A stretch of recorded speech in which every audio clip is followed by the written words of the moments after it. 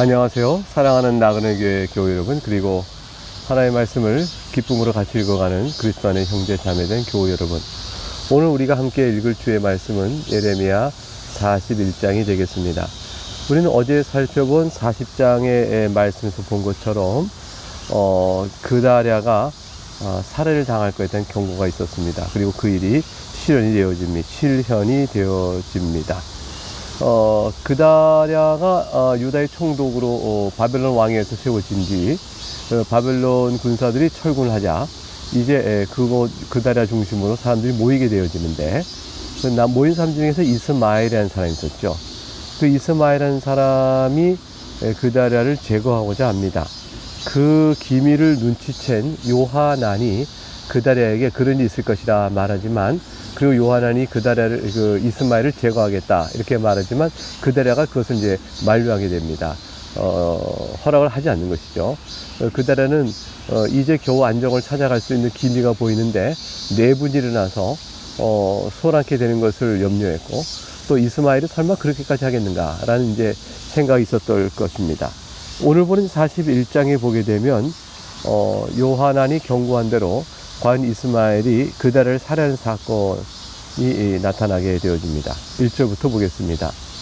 일곱째 달에 왕의 종친 엘리사마의 손자요 느다냐의 아들로서 왕의 장관인 이스마엘이 10사람과 함께 미스바로 가서 아이감의 아들 그다랴에게 이르러 미스바에서 함께 떡을 먹다가, 이 그다랴가 이제 이스마엘이 10명의 병력과 함께 왔는데 환영한 겁니다. 그래서 함께 떡을 먹었다. 이것은 친구의 교제를 나눈 것이죠. 그러니까 그다랴는 이스마엘을 요하난이 말한 것처럼 그렇게 의심하지 않았습니다. 사실 조금 너무 쉽게 사람을 믿어버린 것이죠. 요하난이 경고를 했다면, 요하난이 경고가 혹시 진실이 아니길 바란다 할지라도 혹 알 수 없으니 10명의 군사와 함께 온 그 이스마엘과 떡을 먹을 때 경계가 좀 필요했을 거예요. 근데 그렇게 떡을 먹다가 그만 2절에 보니까 느다냐의 아들 이스마엘과 그와 함께 했던 10사람이 일어나서 바벨론의 왕의 그 땅을 위임했던 사반의 손자 아히감의 아들 그다를 칼로 쳐 죽였다. 그 순간에 이제 갑자기 당해버린 거죠.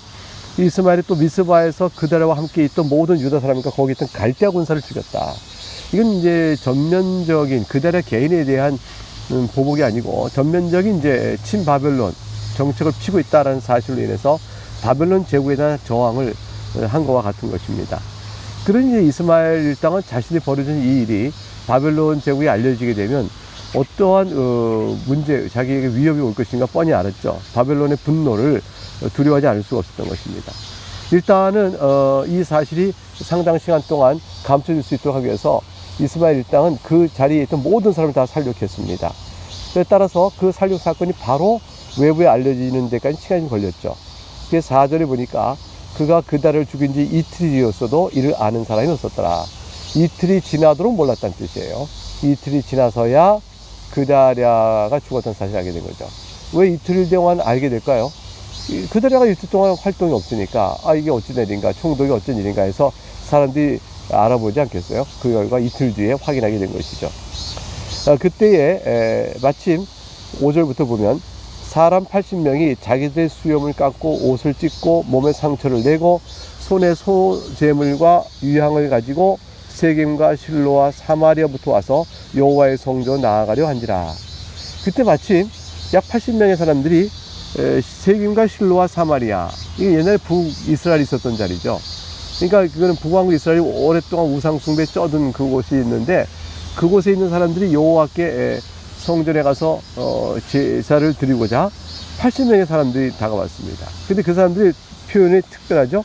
수염을 깎았다, 옷을 찢고 몸에 상처를 냈다.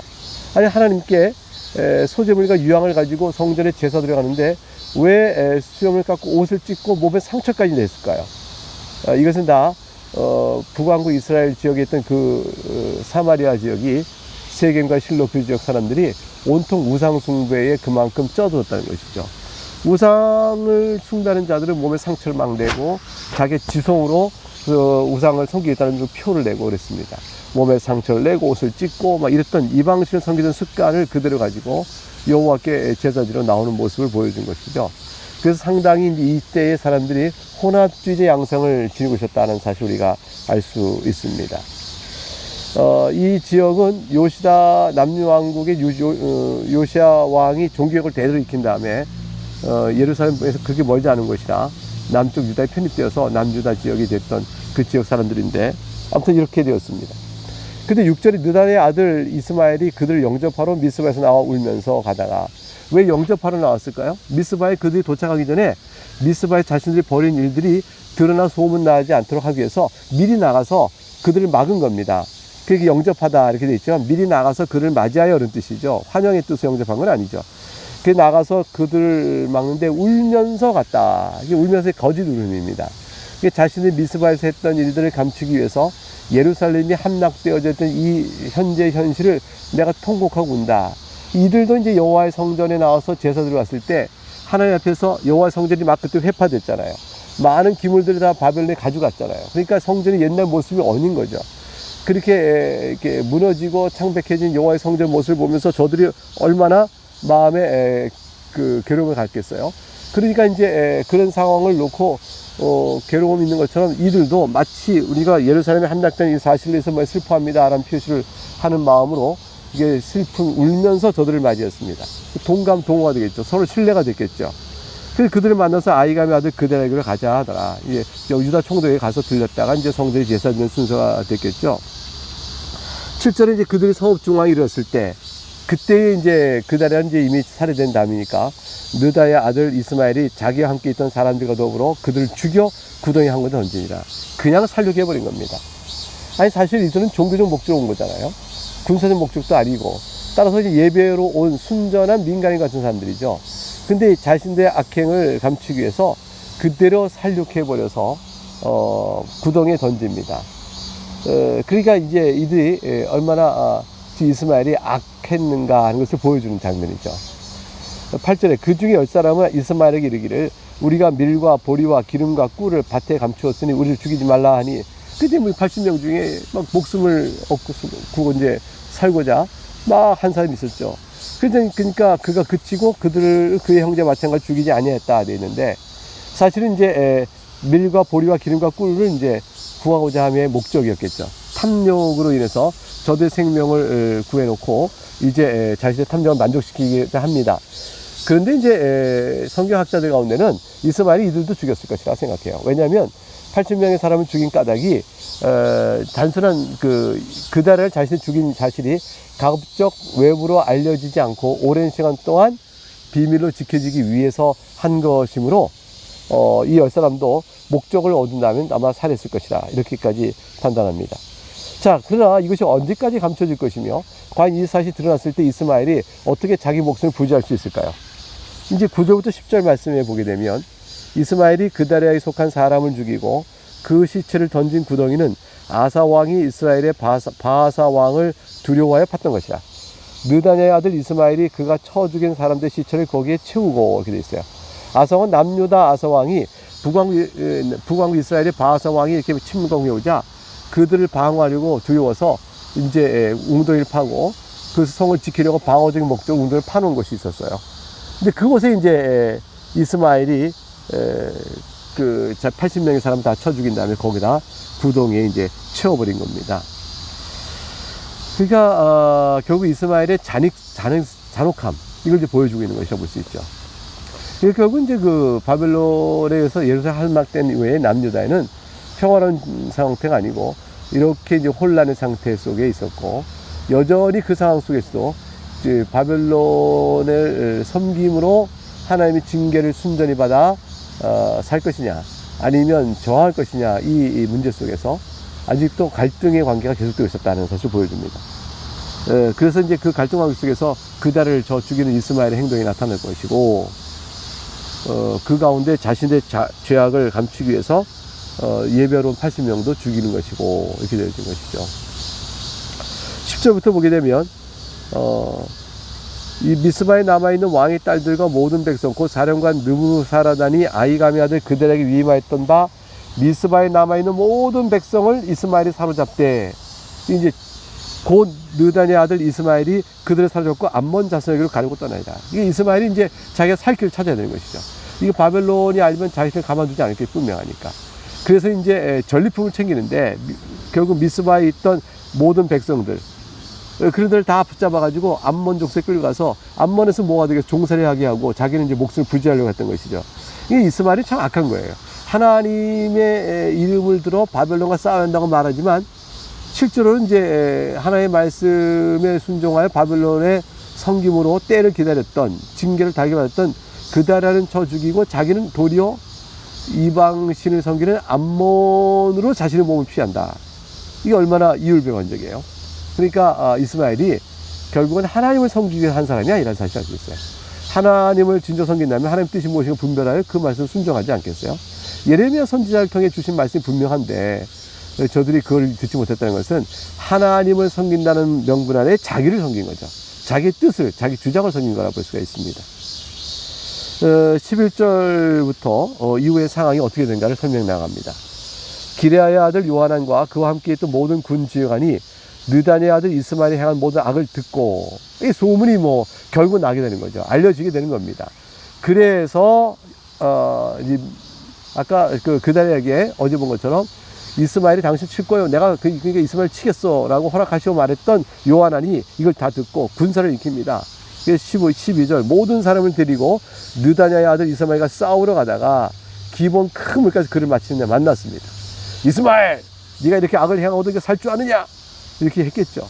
이스마엘과 서로 드르렁 군사 대립할 수 있었던데 14절 그때 보니까 이스마엘과 함께 있던 모든 백성이 가레의 아들 요하난과 그와 함께 있던 모든 군지관을 보고 기뻐한지라. 당연히 이제 끌려갔던 미스바의 사람들이 이제 요하난과 군주관들이 이스마엘을 치고 자기들 구원하러 왔다라는 사실을 알게 되면 기뻐했어요. 왜냐면 이들은 그 요하난의 그러니까 이스마엘에 의해서 암몬을 끌려가게 되면 자기들 뭐가 될까요? 그 암몬 우상 숭배의 나라 속에서 종이 되는 거잖아요. 그러니까 견딜 수 없는 상황인 거죠. 유다의 땅이 평화를 찾고 다시 또 포도와 기름진 또 포도와 여름과 시린 무화과 나무를 많이 풍성히 얻고 평화롭게 살기를 원하지 않았겠을까요? 그런데 지금 이렇게 되어졌으니까 저들이 자신들이 의지했던 그대로가 살해당하고 암몬을 끌려가서 종이 된다니까 이게 뭐가 좋겠어요? 이 절망의 상태 속에서 낙심하고 있을 때에 요하난이 쫙 등장해서 이스마엘과 싸우게 되니까 백성들이 다 요하난 편으로 돌아가게 된 거죠. 14절 이에 미스바에서 이스마엘이 사로잡은 그 모든 백성이 돌이켜 가레의 아들 요하난에게 돌아가니 마땅한 일이죠. 15절 느다냐의 아들 이스마엘이 8사람과 함께 요하난을 피하여 암몬 자손에게로 가니라. 자, 그래서 그럼 이제 이스마엘은 8사람과 함께 겨우겨우 도망가서 암몬으로 갔고 결국 이제 나머지 미스바 사람들 전부 다가 요하난에게 모였습니다. 그럼 요하난을 중심으로 다시 이제 그다랴를 대신하여 요한이 다스리는 이제 평화로운 시대가 오면 좋지 않겠어요?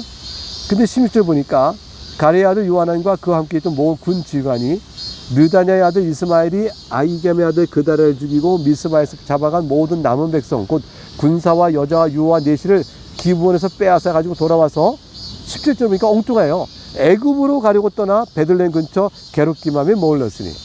왜 애굽으로 가려고 했을까? 요하난은 일단은 이제 이스마엘이 그다랴를 죽인 이 사건이 바벨론에 알리게 되어지면 바벨론이 자기들을 향하여 또 와서 자기들 무참히 죽일 때에 그 이스마엘의 악의 반역의 죄를 물을 때에 요하난과 같은 다른 이들도 무사할 거라고 생각을 안 한 거죠.